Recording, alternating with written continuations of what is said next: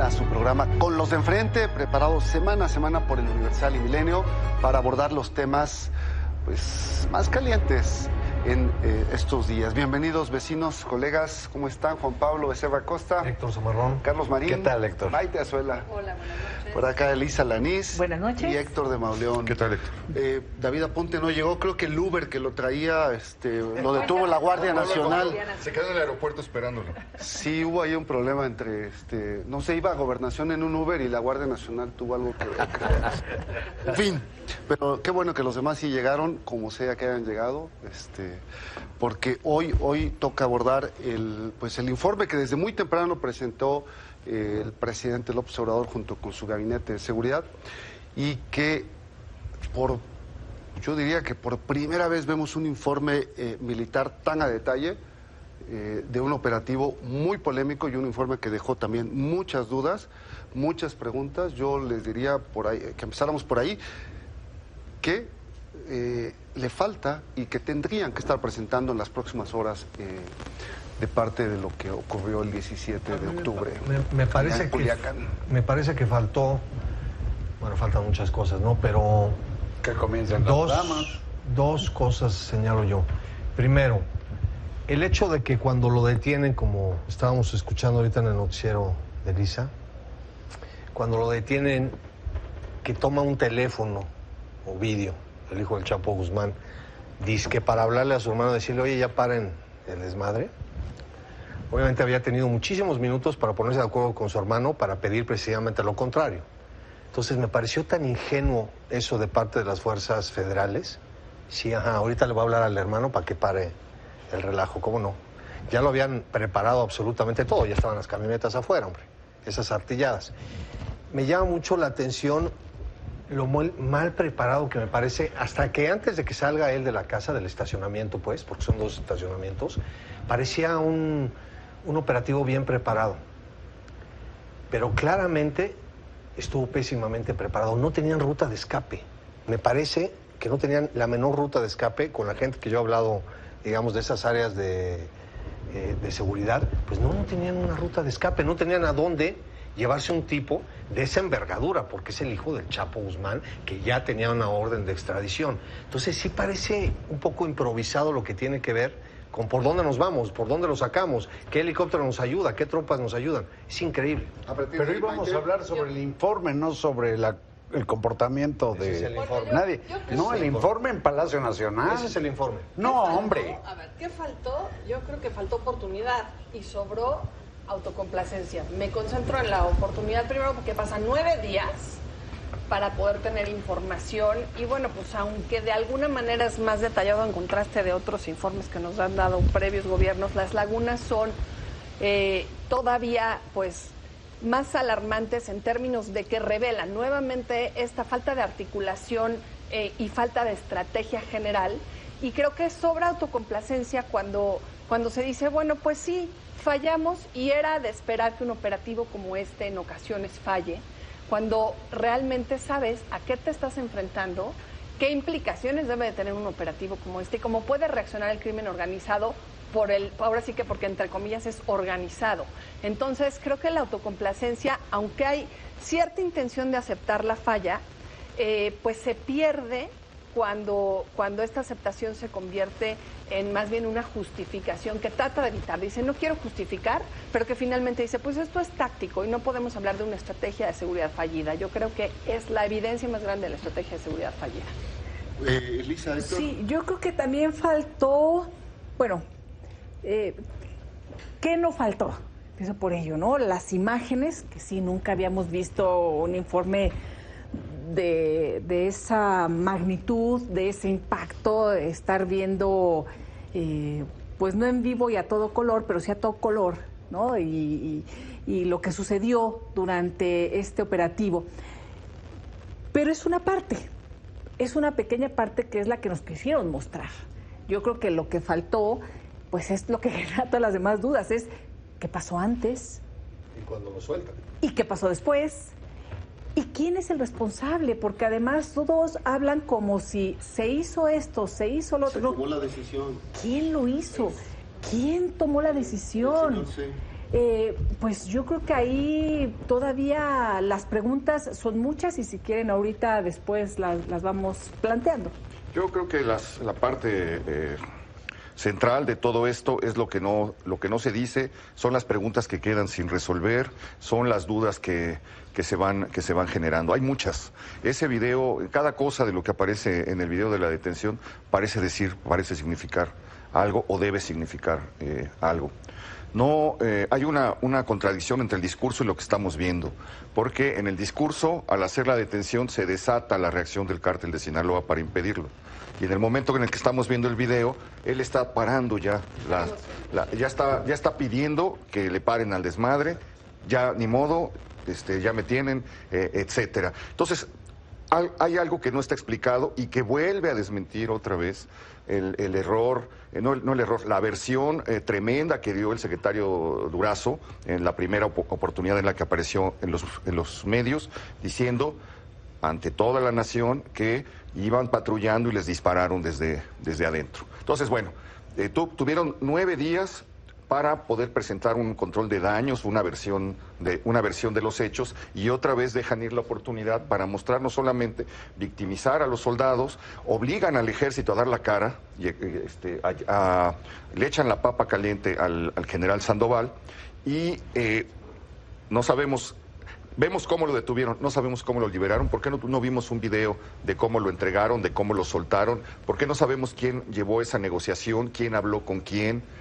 ¿Por qué no tenemos esa parte que nos va a permitir tener la película completa y normar un criterio? Porque lo que tenemos ahorita es entre propaganda, manipulación, control de daños, etcétera, y un presidente que la verdad pues cada vez va quedando peor en este sentido, porque ahora ya sabemos que supo una hora después de que habían empezado las cosas, que estuvo al tanto y que, es decir, estuvo al tanto desde las 4 de la tarde y todavía dejó correr la confusión, las versiones no aparecieron, se fue, quedó aislado una hora en un avión, bajó, pospuso hasta el día siguiente cualquier explicación, cuando pues lo que uno podría esperar, si hiciste un operativo mal hecho, que pone en riesgo la vida de cientos de miles de personas que habitan en esa ciudad, pues yo creo que lo que tienes que hacer es meterte rápido en una habitación con tu equipo a resolver esa crisis, no irte en un avión comercial aislado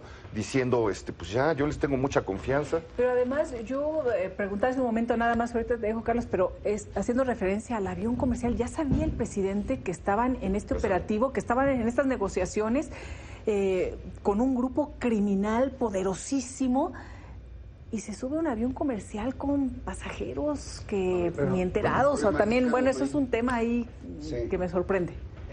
Yo creo que a la par o al margen del comportamiento de cada personaje del gobierno o de la delincuencia, de lo que hemos visto y sobre todo con la revelación hoy de imágenes espectaculares, nunca vistas, que presentó el general secretario, a mí lo que me llama la atención y creo que debiera preocupar no solo al gobierno sino a la sociedad, es corroborar la desarticulación, la falta de información, la improvisación, no, como dije la semana pasada, en el equipo militar que estaba en la yema del huevo, sino de los mandos.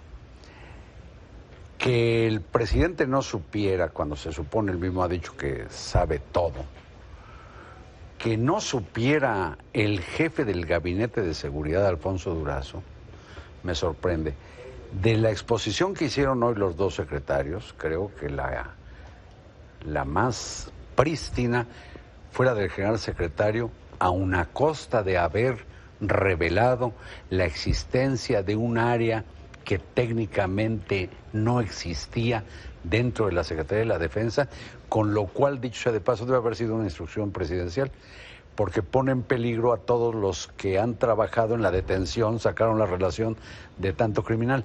Y finalmente, creo que contra la exposición del secretario, que finalmente la lealtad, la disciplina hace cumplir lo que manda el comandante en jefe, o el jefe, comandante supremo, Durazo cayó en lo que el presidente cae frecuentemente, ideologizar prácticamente todo. Entonces, en un acto criminal yo no quiero una explicación ideológica. Así es. No quiero sino la explicación técnico-jurídica, operativa. Un delincuente se detiene con la misma mecánica, o debiera ser, o hay escuela para eso, en Cuba, en China, en Inglaterra, en Estados Unidos. Tiene que haber la lógica de cómo resolver una detención más allá de ideologías. De hecho, entonces, de pronto, por ejemplo, que el presidente diga que sus adversarios lo que se han dividido, yo digo, ¿quién se lo dijo? O que diga, con esto ya remato, o que diga que él se siente muy seguro con las Fuerzas Armadas, pues lo doy por sentado, no tiene que decirlo, nadie lo imagina inseguro. No, hay un desbarajuste y una estrategia ridícula que dice que va por las causas. Pasarán decenas de años o generaciones completas antes de que ningún gobierno resuelva los problemas de pobreza. De hecho, no sé si les parezca, bueno, a mí me quedó la impresión después de ver la explicación, que el narco, el cártel, traía una logística mucho mejor estudiada, o sea, sabía qué tuercas apretar, llegó, pues tenían ya desplegado parte de sus sicarios en el fuerte, en Mochis, en todos lados, o sea, sabían exactamente dónde presionar, ¿no? Corre la sospecha de que pudo haber una filtración, que avisaba, van para allá. Pero lo que sí es preocupante, tiene razón Carlos Marín, es que el presidente dice que no sabe lo que está ocurriendo, que hay un protocolo general y que él no estaba al tanto. El secretario de Seguridad Ciudadana, Alfonso Durazo, tampoco sabe a las 8:29 de la noche lo que está pasando. Entonces ya tienes al jefe supremo de las Fuerzas Armadas, al jefe de Estado, al jefe del gobierno mexicano en el desconocimiento. Y luego tienes 5 horas después de que empezó la balacera en Culiacán, al responsable, no solamente de la Secretaría de Seguridad, sino al que coordina toda la Guardia Nacional, pues resulta que... Sí, bueno, resulta que 5 horas después o no sabe, o mintió y no pasa absolutamente nada, y sale 9 días después a dar una versión completamente distinta. Es que es demencial, como si no nos hubieran dicho nada en los 9 días anteriores, y aparece ahora la verdad, y luego lo más grave es que al final arremete contra la prensa, que hizo su trabajo, que era preguntar qué pasó, y entonces dice, mostraron el cobre, nos dieron con todo. Durazo, tiene razón de nuevo el señor Marín, está diciendo que esto es la guerra de los conservadores, está hablando de una cosa que no tiene absolutamente nada que ver con la incapacidad y la falta de articulación que mostraron. ¿Qué tienen que ver los conservadores? A ver, Elisa. Sí, yo creo que además nos deja pues en una intranquilidad absoluta, porque vimos estas imágenes, sí, inauditas, que se agradece que presenten, pero lo que nos damos cuenta es del poderío de estos grupos, y la pregunta que nos hacemos es qué sigue y quién manda y quién puede, y todas las dudas que se generan desde los expertos hasta quienes reporteamos o estamos dando la información de por qué se dio el operativo de esta manera, con estas carencias, por qué no se hicieron como en otros momentos, que llega la Marina y en cierto tiempo, ¿no? van por el objetivo, así hablando, la extracción inmediata del objetivo, como los marinos, es decir, en altas horas de la noche, en la madrugada, muchas cosas que no sabemos por qué ahora se hizo de manera distinta y que tuvo el desenlace que ya conocemos. Nadie cuestiona, por cierto, porque es uno de los temas que están recalcando, que fue una decisión correcta, o por lo menos la mayoría aquí coincidimos en aquella ocasión que fue correcto decir, hasta ahí la dejamos y hay que soltar a este hombre para que no haya una matazón, ¿verdad? Pero el problema no es ese, sino que es lo que lo generó. Y eso, yo dije hace rato, ¿y ahora quién podrá defendernos? ¿No? Si no pueden, ¿qué va a pasar, no? Pues, mira, con la población? La respuesta es compleja, pero yo creo que aquí, sin ser conservadora, sin ser adversaria, siendo una ciudadana con cualquier libertad de poder hacer preguntas después del informe, lo que preguntaría y algunas de las lagunas que creo que estamos obligados a evidenciar son: ¿qué pasó con la orden de aprehensión? ¿Quién dio la orden de liberar a Ovidio Guzmán? O sea, eso era lo mínimo que esperábamos en un informe técnico y detallado. No está esa información. Y ya lo había dicho yo el programa pasado, incluso Héctor me miró con cara de extrañamiento, cuando planteé la duda, y la vuelvo a plantear de nuevo, fue el gobierno mexicano el que lanzó este operativo contra el Chapo, o hubo algo que es muy difícil para un gobierno como el nuestro, porque hay que proteger esta soberanía, alguna intervención de la DEA o del gobierno de Estados Unidos que explicaría en buena medida por qué la desinformación y la desarticulación de la Guardia Nacional, de las Fuerzas Armadas y del propio gobierno. Eso ahorita eso, Carlos, yo no sé si Juan Pablo quisiera, pero yo puedo responder algunas inquietudes. Pero Juan Pablo tiene la palabra. A ver. Bueno, ya no asaltas la palabra, ahora la concedes, No, Carlos. Esa es una ¿has estado novedad. callado? Sí. Yo decía la semana pasada, y reitero, ya les habían detenido varias veces al padre. Estos cuates estaban perfectamente preparados, estos presuntos criminales, y por presuntos criminales me refiero a los hijos del Chapo Guzmán. Sabían perfectamente qué hacer si venían por uno de ellos. Sabían perfectamente que había órdenes de aprehensión. Sabían todo. Entonces, vuelvo a repetir, es increíble que no hayan tenido un plan de extracción, como acaba de decir Elisa. Y es increíble todas las cosas que está alegando Arturo Durazo. Alfonso Durazo. Alfonso Durazo. Entonces, vuelvo a repetir lo que dice Maite. Él tenía que haber dicho, porque él es el jefe del gabinete, el presidente dijo que la decisión la tomó el gabinete de seguridad y que él la apoyaba. Creo que Durazo, otra vez, muy mal. Tenía que haber dicho, yo fui el responsable de este fracaso. Es increíble que haya dicho, creo que todos escucharon lo que dijo, si se hubiera generado la batalla, lo hubiéramos ganado. Sí. No, es así que volada. O sea, a ver, volada. entonces, y luego el secretario general, el general secretario, dice, él muestra unas gráficas donde claramente eran superiores las fuerzas federales, porque ahí lo dice. No, ahí dice, delincuencia. éramos 40 contra 20. La delincuencia. No. Fíjense bien, fueron bueno a ver el video. superiores las fuerzas federales. Sí, eran superiores las fuerzas federales en varias ocasiones donde los atraparon. Ah. Y dice, éramos 40 contra 20. Pero Entonces es bueno, increíble lo en mal número, que pero fue no el planeado. poder, no Al el poder de final, fuego. Fatal planeado. Luego quiero decir otra cosa que tiene que ver con los narcoterroristas. Ya, que no haya Fatal. tanta confusión, por favor. Sí. ¿Cuál es la hable, confusión? no ¿Cuál es la hable cuando hablan confusión? los A ver, otros. no se pierde el hilo. Por eso. Más allá de lo que acabas de decir sobre las fuerzas de cada lado, lo que quedó claro hoy en la mañana, dicho por el secretario de la Defensa, es que hubo un momento en que fueron mucho más los malandros que las fuerzas federales que estaban ahí en el fracasado asunto.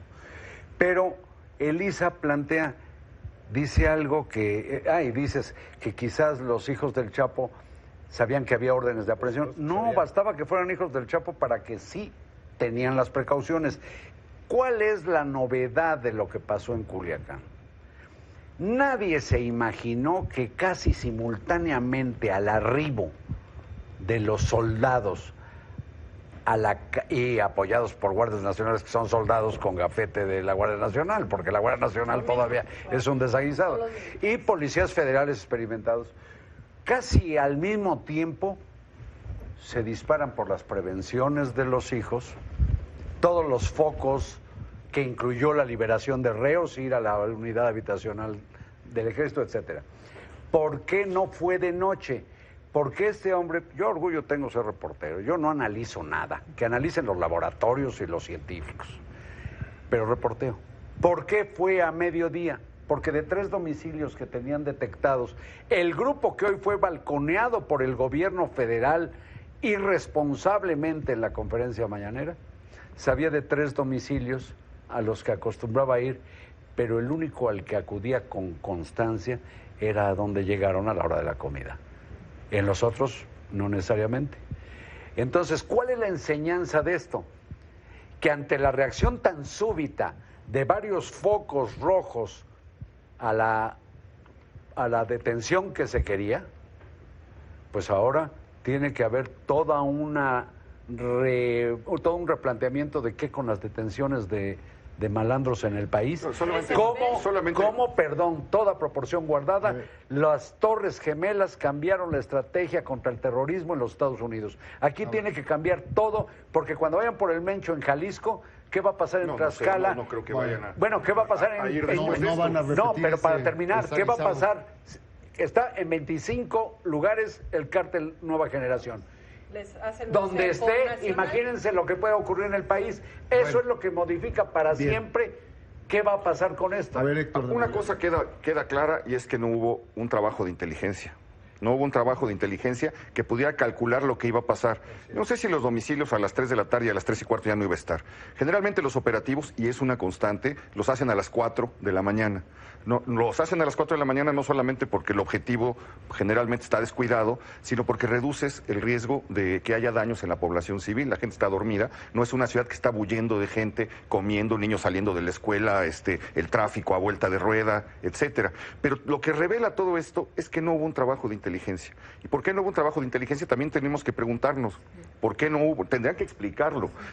¿Cuáles fueron las fallas de esto? Porque no supieron calcular lo que iba a pasar, pero tampoco supieron cómo sacarlo. Porque lo que iba a pasar nunca había pasado, Héctor. Bueno, jamás. Nos queda un par de minutos. ¿Ha pasado otras veces? No así. No así, pero nunca. Ha pasado otras veces y tienen que calcularlo. No en ¿Cuántas 50 veces? años, vaya. No. ¿Cuántas veces han entrado en Michoacán a llevarse a los capos? Les han hecho 36 narcobloqueos en el mismo día, cercos, etcétera. Entonces es algo que tienen que calcular. Nunca habían ido a amenazar la unidad habitacional de los soldados, ni ido a liberar los 50 y tantos presos. A ver, eso que está diciendo Carlos, que era lo que yo quería terminar, y quiero terminar y termino. Me parece que la narración del secretario de la Defensa es espeluznante, la parte donde describe cómo se metieron a la unidad habitacional. Eso nos ilustra de qué son capaces estos cuates, son unos narcoterroristas, de irse a sacar a los familiares de los militares. Es terrible ante lo que estamos, y como dice Carlos, pues aquí tendrán que cambiar las cosas, pero miren, porque para volver a agarrar a uno de estos, ellos ya saben que ¿cómo estarán viendo los militares esto? Como dicen, con sus debidas proporciones guardadas, pero aquí porque eran familias de militares, pero no hay que olvidar, por ejemplo, lo que pasó en la masacre de Allende y Piedras Negras, en donde no eran familiares de militares y murió una comunidad completa, porque ahí no había, ¿no?, quien metiera las manos por esas La personas. comunidad no estaba en una unidad habitacional, Maite. De acuerdo, estaba pero en toda la población cercada. No, yo con lo que quería cerrar es, Durazo va a presentar, no este informe, pero sí va a tener que comparecer ante los legisladores y el Senado en los próximos días, y no esta semana, la que viene. Yo creo que es una enorme oportunidad para que los legisladores hagan la tarea de hacer estas preguntas que le molestan, yo sé, al señor presidente cuando las hacemos los periodistas, pero que deben hacerle también los legisladores para que los huecos y los vacíos que nos ha planteado en este informe puedan irse llenando y saber dónde estaban. Pero mañana ¿no? sigue el bochorno en Palacio Nacional. Sí, y de mañana hecho, van a continuar con el tema. Elisa. Además, mañana indicó que va a responder preguntas el presidente, porque además el día de hoy dijo no y luego arremetió contra la prensa, Sí, creo que ¿no? la prensa Antes desde... para dar notas buenas. Sí. Para eso no existe el periodismo en ninguna parte del universo. El periodismo da cuenta de las lacras del poder, punto. Así es. Y después, bueno, y nada más va a responder, vamos a ver si hay muchísimas, yo por ahí hice algunas al arranque del noticiario, pero creo que aquí nos quedan más dudas que respuestas y más angustias que tranquilidades, porque lo que demostraron fue una fuerza, por lo menos ahí, superior. Y nuevamente yo no sé si los dichos de Alfonso Durazo sean capaces de borrar cualquier tragedia o operativo fallido como esta, porque se suelta ahí algunas frases. Y nada más decir también que la credibilidad es importante, la credibilidad del ejército, la credibilidad del jefe supremo, del comandante supremo de las Fuerzas Armadas, del presidente. Y con todo esto, pues la verdad es que también se pone en tela de juicio, realmente no sabía ninguno de ellos, en fin, pero creo que el tema de la credibilidad es muy importante y eso también tendrán que subsanar. Ahora, Héctor. A ver, Héctor. No, espero, pase. Yo quiero decir solamente, en menos, no puede ser que la seguridad pública, la seguridad interior y la seguridad nacional esté, parafraseando la parte, digamos, mística o religiosa del presidente de la República, esté como la Iglesia Católica en manos de Lutero. ¿Cuántas ciudades estarán tomadas? Porque lo que vimos en Culiacán es algo que debe estar pasando en todas las ciudades donde tienen presencia los grandes cárteles. Entonces, todos los ciudadanos que habitan en esas ciudades están a merced de lo que vimos en Culiacán y no veo una señal de rectificar, de corregir, de admitir. La única autocrítica posible que hace el presidente es el autoelogio.